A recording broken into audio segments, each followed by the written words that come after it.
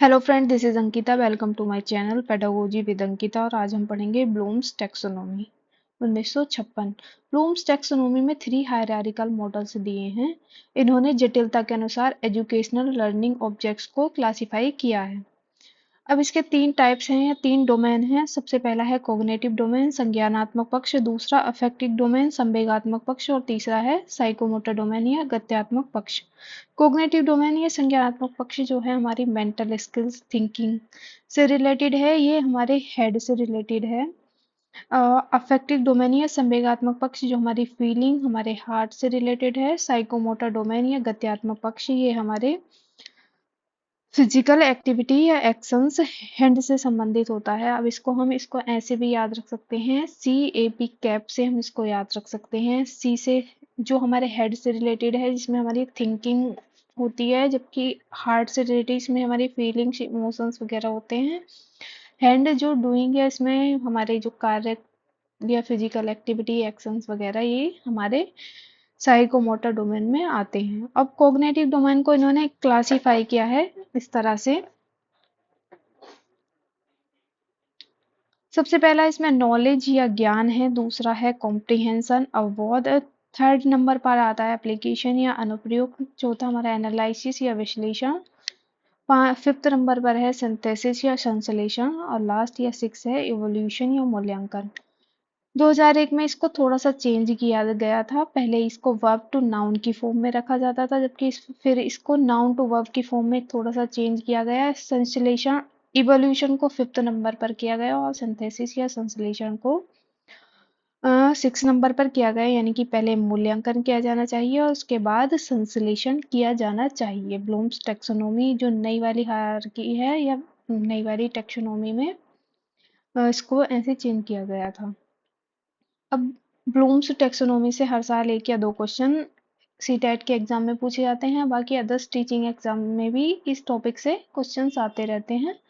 और मैंने खुद 4 बार यानी कि 4 टाइम्स मैंने खुद सीटेट क्वालिफाई किया है, तो मुझे बहुत अच्छे से एक्सपीरियंस तो है ही। और बाकी आप मेरे चैनल से अगर और वीडियोस भी देखना चाहते हैं तो आप मेरे इसी चैनल पर जाकर उसको सब्सक्राइब कर सकते हैं और बहुत सारी वीडियो आपको मेरे चैनल पर मिल जाएंगी। बाकी मैं सीटेट का पूरा ही कोर्स इस चैनल पर कराऊंगी और क्वेश्चन आंसर की प्रैक्टिस भी कराऊंगी। तो इसलिए आप मेरे चैनल से जुड़कर अ, अपना सीटेट क्वालिफाई कर सकते हैं। आपकी फिर देखो जो भी, मतलब अगर आपको वीडियो पसंद आए तो लाइक भी कर सकते हैं। अब आगे बढ़ते हैं। 2001 में क्रिएटिंग सिंथेसिस को 6 पर किया गया, जबकि इवोल्यूशन को 5 पर रखा गया था। जो अभी मैंने आपको बताया था ऊपर कि सिंथेसिस या संश्लेषण को 6 पर रखा गया और इवोल्यूशन को 5th पर रखा गया। यानी कि पहले मूल्यांकन होना चाहिए, उसके बाद संश्लेषण होना चाहिए। अब हम इन्हें विस्तार से पढ़ेंगे। सबसे पहला है नॉलेज। इसके कीवर्ड्स से बहुत बार पूछा जाता है कि मतलब कीवर्ड्स के थ्रू हम क्वेश्चन को पहचान सकते हैं, उसको ध्यान रख सकते हैं। नॉलेज और रिमेमरिंग यानी कि ज्ञान या स्मरण, सूचना को पुनः प्राप्त करने की क्षमता ज्ञान की श्रेणी में आती है। इसको जैसे मतलब इसके कीवर्ड्स आते हैं, जैसे आइडेंटिफाई करना, डिफाइन करना, मेमोराइज करना। अब सेकंड नंबर पर है कॉम्प्रिहेंशन या अंडरस्टैंडिंग या अवबोध। किसी भी सामग्री का अर्थ समझने की जो क्षमता होती है वो कॉम्प्रिहेंशन या फिर अंडरस्टैंडिंग के अंतर्गत आती है। जैसे इसमें कीवर्ड्स हैं समराइज, इंटरप्रेट और क्लासिफाई। अब थर्ड नंबर पर एप्लीकेशन या अप्लाई, अनुप्रयोग। सीखे हुए को यूज हम कैसे करते हैं, यानी कि किसी भी कार्य को या किसी भी चीज को हम सीख कर उसको हम कैसे यूज करते हैं। जैसे हमने खाना बनाना सीखा, अब हम खुद करके सीखेंगे या हम खुद उस पर अप्लाई करेंगे कि जैसे सोल्व करना, चेंज करना, कंप्लीट यूज करना किसी भी चीज को, ये सब एप्लीकेशन में आते हैं।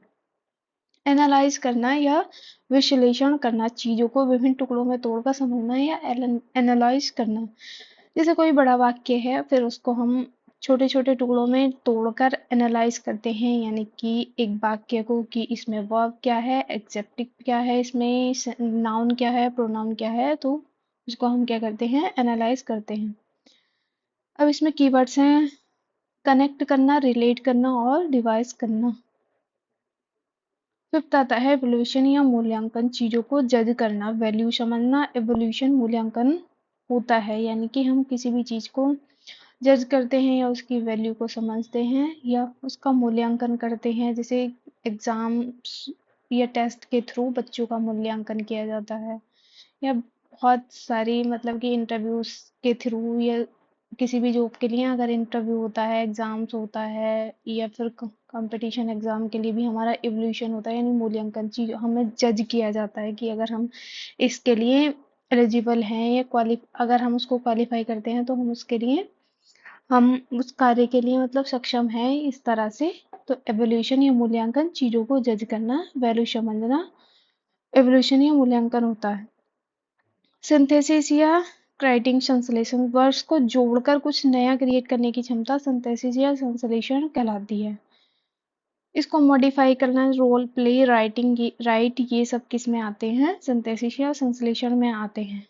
अब जैसे ऊपर बताया था कि पहले नाउन टू वर्ब की फॉर्म में था।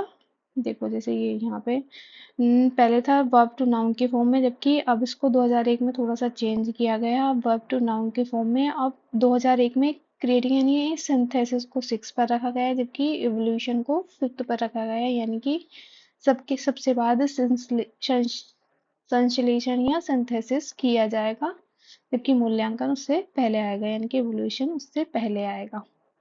थैंक यू, मिलते हैं नेक्स्ट वीडियो में। अगर वीडियो पसंद आया तो लाइक और शेयर करते रहें और अपनी तैयारी को आगे बढ़ाते रहें।